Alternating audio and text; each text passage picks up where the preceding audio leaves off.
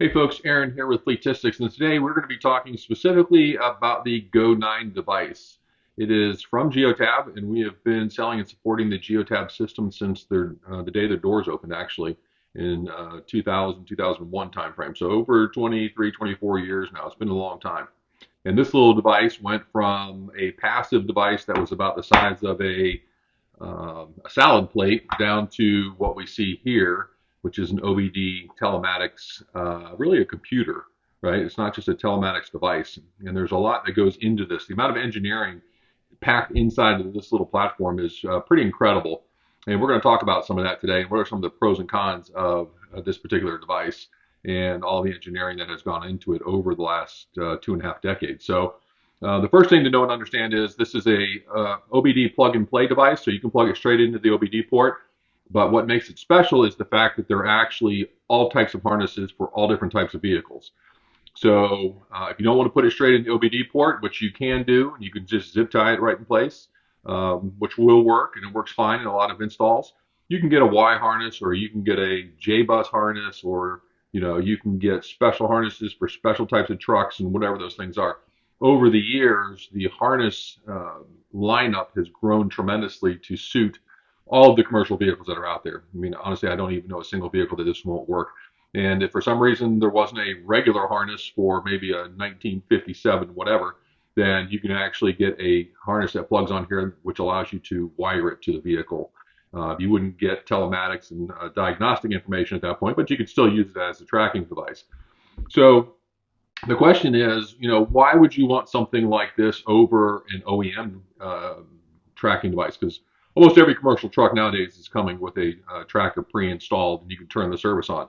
Well, there's a couple of key things that you need to understand about that. One is typically it is at the same price point or higher, but that's not really where the problem lies. The problem lies in the fact that a lot of companies have mixed fleets, right? So the data collection for GM and what they do for that, how they collect that data, what they determine as a stop, how frequently they log that information, et cetera, is going to be slightly different than what Ford's going to do, right? So when you go to look at information in a report, then you're looking at data that doesn't exactly line up perfectly.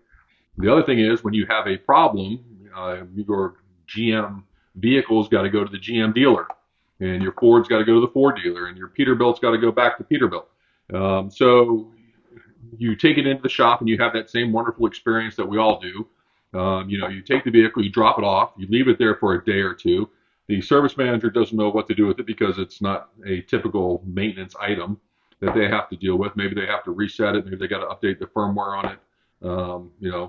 And if it doesn't work, what do?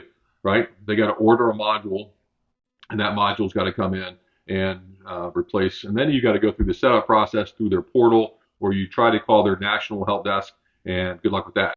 So the worst part of the whole scenario is you got to leave your truck there. And if your truck's out billing at $125 an hour, how many hours are lost in productivity? What do? Do you scramble out all the other routes to make up this, this downtime that you could have easily avoided? So if you don't want to go through that, then simply ignore the OEM stuff. Put a Geotab Go9 in every vehicle, and then if a vehicle's out, maybe you've got a spare that you keep around, or you move a device from one vehicle to another because the other vehicle's not being used, or whatever those situations are. And typically what we recommend is actually just have one on the shelf in warm status, so you can call us, we turn it right back on, it's on within 5 minutes, and you plug it into that vehicle, and you're off and running, right? It's just that easy. Plus, you get a lifetime warranty on these from Fleetistics. So anyway, that's just something to think about. The other part is that this device now is only coming with what's called the Go Plan. The Go Plan provides near real-time tracking, live position, right? In my own testing, which I have personally done, it's within about 40 seconds of the actual physical location on the ground, which is pretty darn good, especially for what the monthly subscription service costs. The device has a built-in beeper in it, and that beeper can be configured through the software, which then allows you to set that beeper off when certain driving behaviors are exhibited. So if the vehicle is slamming on the brakes, cornering too hard, things like that, it will beep at the driver each time one of those behaviors takes place. And what you're doing is you're coaching the driver to say, hey, something just happened, and we didn't like it, and this is the feedback that I'm giving you. And at the same time, the driver is saying, "Oops, I just got told on. I think I should try to curb my behavior so I don't, keep doing that over and over throughout the course of the day."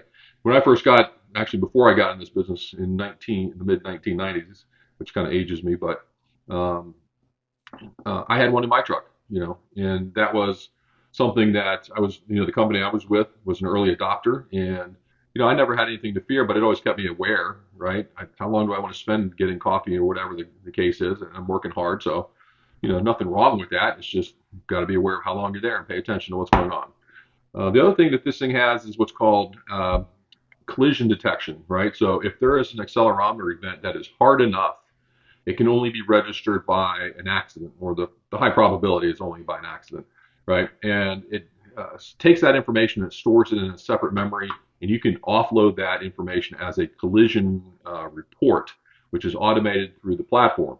So when you go to your insurance company, you can say, hey, here's my accident collision report, and that information basically works to reconstruct what happened with the vehicle. And again, for my own personal use, my daughter was in an accident. It wasn't her fault. The other insurance company tried to make it her fault. And until the very last minute, I hadn't told them that I had a Go device in the vehicle. So once they, wanted to start to argue, I pulled out the engineering report and said, "Hey, here you go." And my insurance company said that the conversation was over in 5 minutes. So it can really be helpful in determining your accident liability. Whether if you are guilty, then hey, let's settle fast. And if not, let's prove our innocence and avoid it altogether. So it will work both ways. If you did it, you own it, and you move on.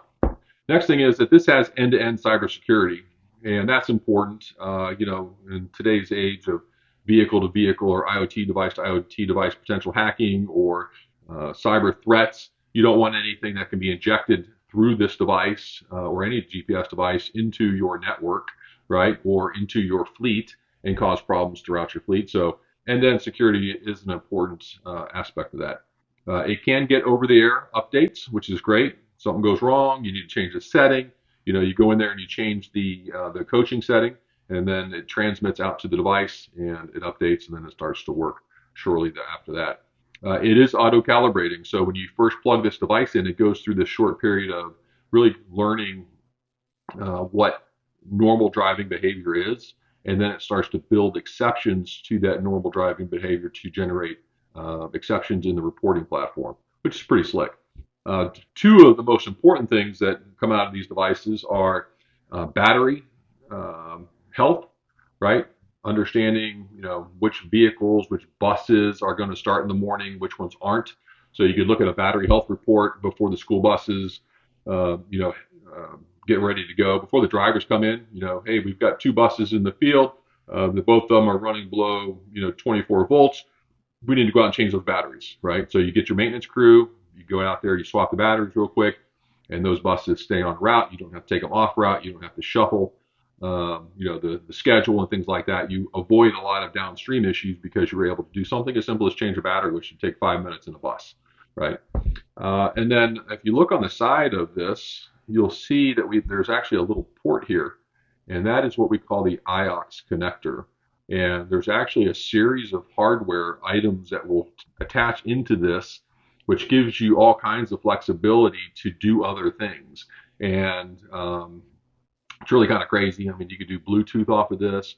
You can have other IoT devices feed into this.